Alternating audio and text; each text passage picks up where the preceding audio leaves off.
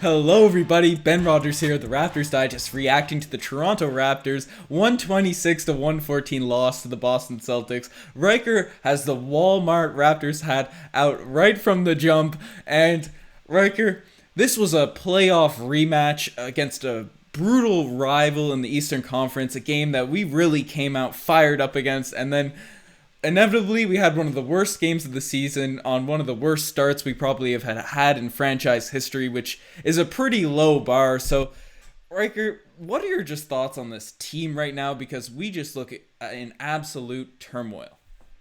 And let me welcome us with an alternate intro. Hey, everybody, welcome to the Walmart Digest. We're breaking down the Boston Celtics. What was the score? 126-114 win against the LA Fitness 4:30 p.m. Thursday afternoon men's team.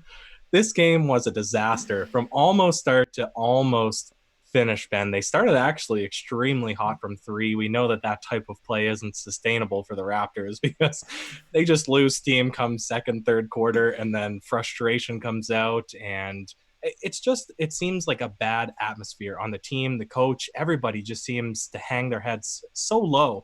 And, ultimately what happened, you put out a bunch of Malachi Flynn with Watanabe, you put out Paul Watson. I don't even know who closed the fourth, and they went on this mini run. And Brad Stevens had to put back Jason Tatum, Jaylen Brown in the final 2 minutes of the game. So there was a little bit of spark here. I'm not overly depressed about this one, Ben. Yeah, it's at a point now, and I didn't mess up the intro today, so maybe that will unjinx the Toronto Raptors, but maybe we're at a point now where Nick Nurse is literally trying anything because we came into the season with Matt Thomas being our sixth man. Terrence Davis was a guy getting run in the start of preseason, and he even came out in an interview saying that those guys have really struggled doing the right things on the defensive end. He said Stanley Johnson's probably going to be the sixth man now, and that's the last person you and I expected to be getting run at this point. This is the first I'm hearing this, Ben.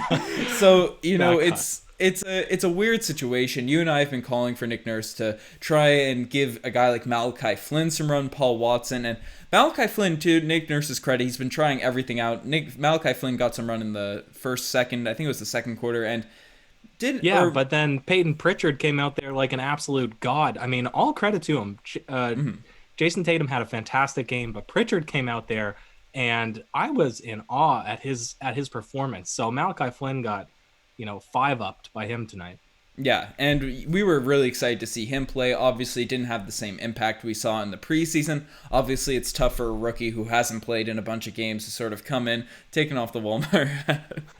But to come in after not playing, not sure probably if you're going to get minutes or not, and really struggle against a Boston Celtics team that have a lot of wing defenders and a lot of guys. Obviously, after a poor performance from Malachi Flynn, I'm not sure his stats, pull them up here, but they're even with a poor sort of debut in the NBA, I'm not worried about his performance going forward. I'm really high on that draft pick, especially for a late rounder. But the rest of the team outside of Fred VanVleet really struggled tonight. But Fred was the one sort of shining spark in this one. Siakam had a decent box score with 22 points, 6 rebounds, 3 assists. But a lot of those came at the very beginning when it really mattered. Siakam really wasn't there for this team, and it was Fred carrying the way. I got the camera in front of the box score right now, but Fred VanVleet with 35 points, 8 rebounds, 3 assists, and he was the only reason this was somewhat respectable, Riker.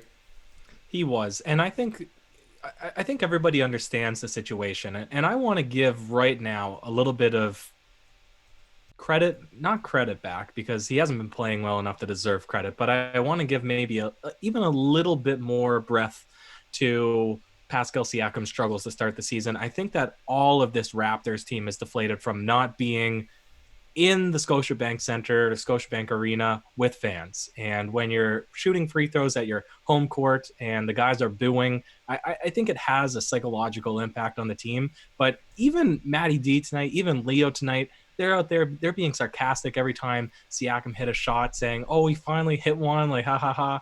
I mean, everybody is down on this guy right now. And you're right, Fred VanVleet, he comes out. He's really the only guy that's been able to perform, which is wild. He's only 6 foot tall, and he's out here shooting 65% from the field, 65% from three, just having his way in the paint, which is kind of extraordinary for Fred VanVleet, who typically struggles to get his shot once he gets into the key. But tonight he was doing it over Grant Williams, Robert Williams, Daniel Tice, Tristan Thompson. He was scoring over whoever he wanted to, Ben. Yeah, no, 1,000%. Fred VanVleet obviously got that contract extension or free agency. We re-signed him this summer, and he's been living up to that contract. Certainly, OG Anunoby got extended this during midseason, and he's looked a bit up and down. Had one or two good games, but still hasn't taken that leap we were hoping for him. Obviously, being a guy compared to Kawhi Leonard early in his career, and hasn't really developed those on. His handle was really tight in the bubble, and it just kind of seems like he regressed back to the player he was pre-pandemic in terms of just being a floater 3-and-D guy. Obviously, a phenomenal defender, but not able to create his own shot and struggles with sort of driving the lane and finishing when there's other defenders around him, doesn't really create for other people. So OG Anunoby, we're still hoping to take that leap. And I want to build off your Siakam point as well, because everyone's memeing the guy, and fair enough. The guy deserves including to be me. He deserves to be memed at this point, where he's our number one option, he's our max contract guy, and he's struggled immensely. And Raptors fans should be fair. It's fair to be critical of this guy, but some people are taking it a little bit too far. He's not the only reason this Raptors team is bad, and you shouldn't be attacking this guy personally or anything like that. You can meme his play, keep it all on the court stuff, but just keep it at that. That's what we want to say in the comment section, our Instagram section, our TikTok section, because some people are getting pretty wild when talking about Pascal Siakam. Yeah, don't make it hateful. I mean, I got a couple of DMs. I put a fun meme thread onto the Instagram. I got a couple of DMs complaining that we're disparaging Pascal Siakam too much, but it's all in jest. You know, when a guy is, like you said, he's getting paid 30 million plus a year, he's really the number one option. Last season, the Raptors, despite his struggles in the bubble, they brought the Celtics to Game 7, and within 3 minutes of the closing 3 minutes of the fourth quarter, they were within 2 to 4 points. And had Pascal Siakam even been a fraction of himself, they probably could have got past that series, and then really, I think, took it to the Miami Heat. So I think it's fair to say that there's more than just what's on the surface, you know, that's really the issue here. So you're right. He deserves the memes as long as it's not hateful, I think. I think you got some noise going on in the background there. I'm not sure what that is. But in the meantime, Ben, I am going to slip back on my Walmart hat because this has to become part of the joke. He is the Walmart version of last year's Pascal Siakam, and especially the Walmart version of that championship Pascal Siakam. So until he finds a way to turn it around, we're going to keep bagging on him. Yeah, you got to be critical. That's what we're here for. This team has been struggling immensely to start off the season, but do you think we're going to turn it around, Riker? I remember at the start of the year, I sort of mentioned on the podcast that 8 games in, after 8 games, that's when we can really have a decent look at this team, but you're sort of expecting struggles like most of the good teams have had at the start of this year. Even Boston, the team we just played, the Nets, all these good rosters have had their ups and downs, but the Raptors have just straight up had downs right now. And, 8 to 10 games is where you sort of have a look. But even if we look better now, the next couple games, we play the Phoenix Suns, who have been red hot in our next one. This team looks a bit disjointed, and it's really interesting because we have a really similar roster to last year, obviously losing Ibaka, losing Gasol.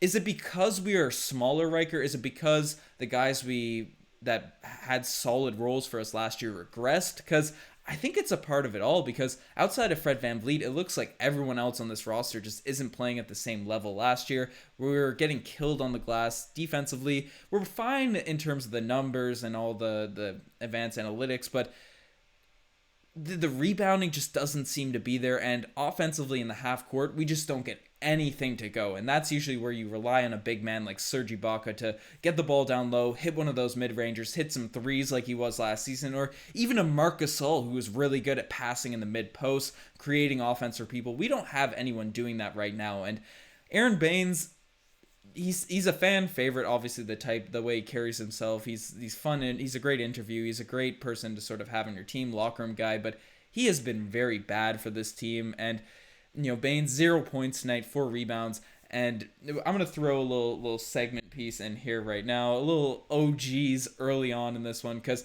underneath the net, Riker, when you say OGs actually watching the game, you got to throw it in the actual segment. Completely open underneath the net as a 7-footer. he missed two completely open layups, and there wasn't really many people around him. He just decided to throw behind his head at one point and then missed another weird hook thing. Baines is struggling. Alex Len played the whole third quarter for some reason when the Raptors were still trying to fight back. Is it the bigs? Is it just an aggregate of it all? Because the Raptors are a mess right now. Yeah, well, we're about to get trounced by the Phoenix Suns, Ben, and that's a fact. You can put money on that. Also, I said it will be absolutely damaging if the Raptors don't re-sign Serge Ibaka to a one-year deal. That's all they needed to do. Give him $20 million over 1 year. And, you played the more cautious type and said we'd probably still be fine. But I think the front court is really showing Second now. seed, baby. Second seed.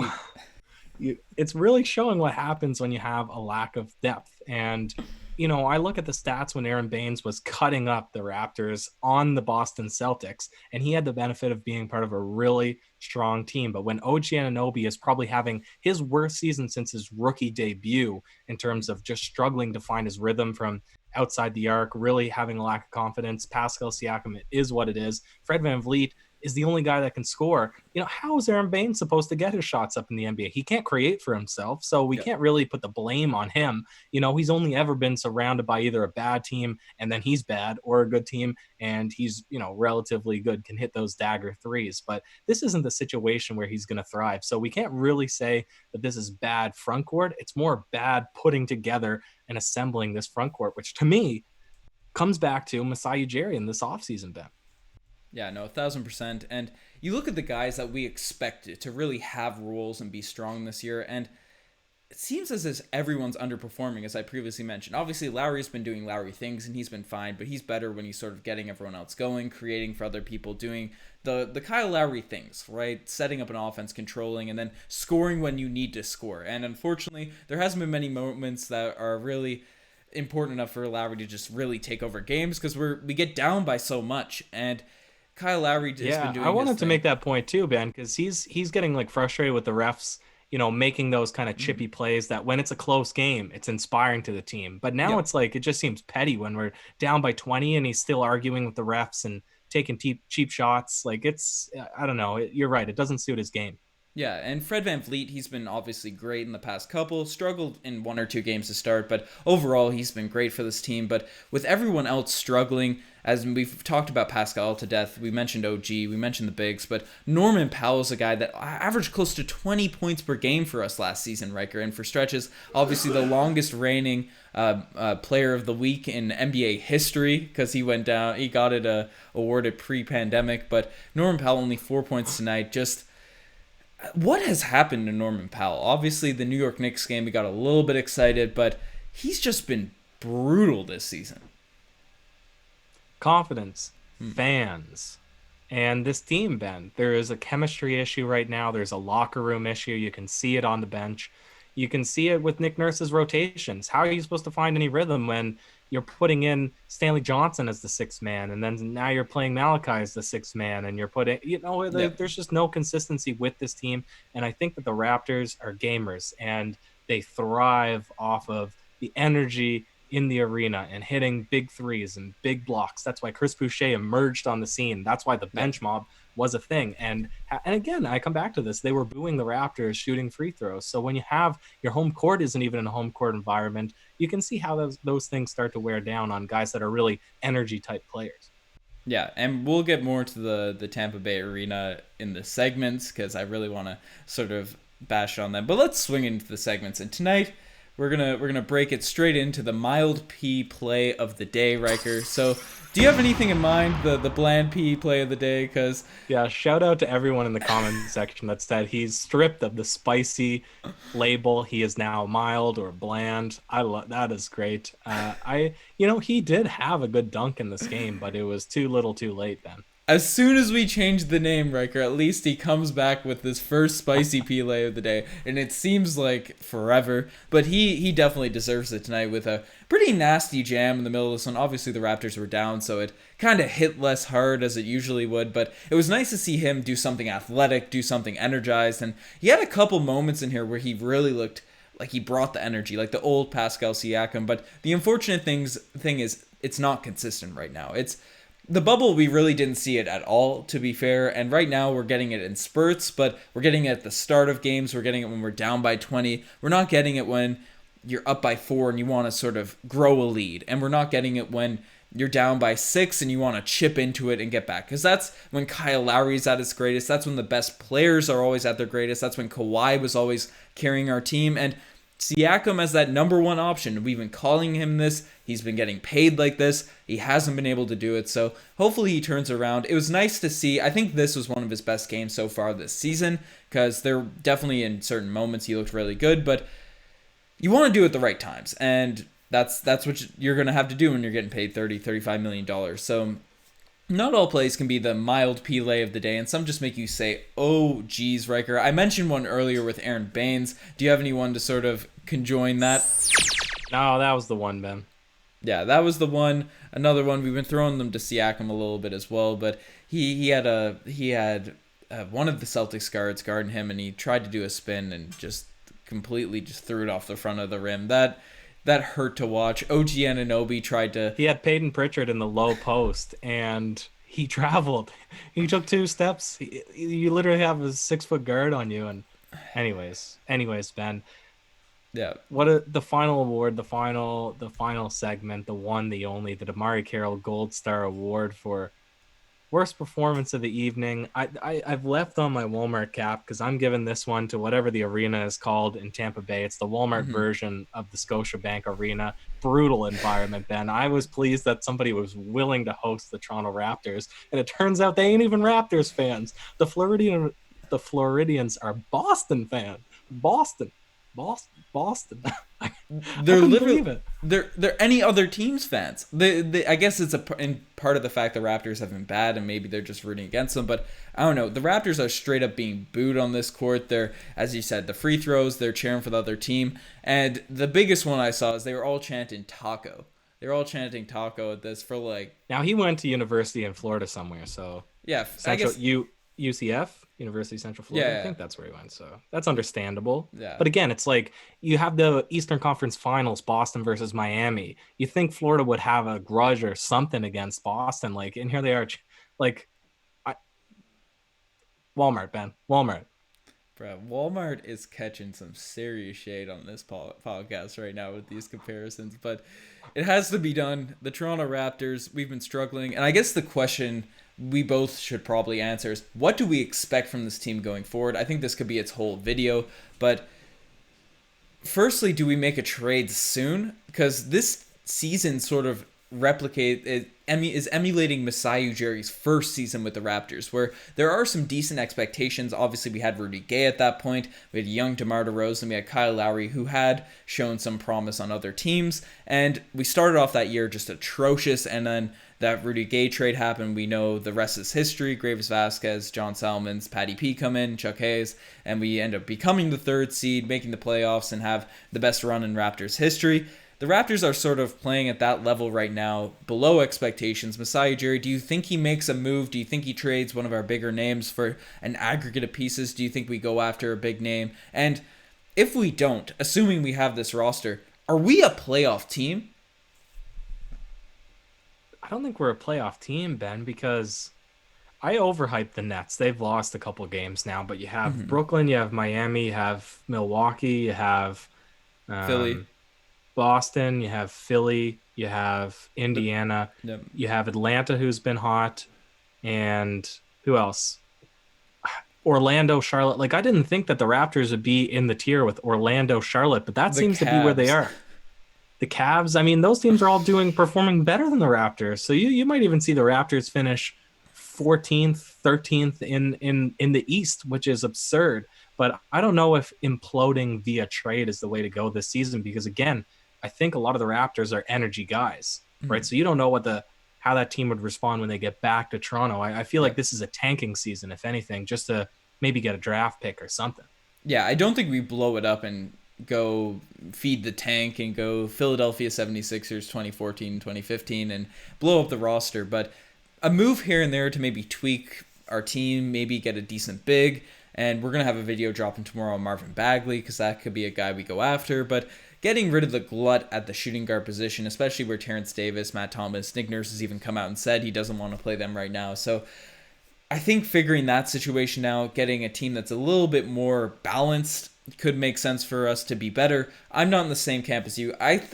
If we don't make any moves, I think we're the 7th seed in the Eastern Conference right now. I start off the season at 2. My hopes have dipped. My hopes have dipped. I still think we're not as bad as we've been playing. Again, we've had a 10 plus point lead in all of the games. So that's a team that I think can be fine, but it's going to be tough. It's going to be tough, Riker, but you guys are the best to make this far. Check out the Twitter, the Instagram, all that cool stuff. Check out the TikTok. Got a lot of fun stuff going on up over there. Got the Raptors Digest website happening. Riker, you have any last words? I see you counting. See you TikTok dancing. I'm counting. I'm saying we're at best the 8th. Atlanta is way better than the Raptors this season.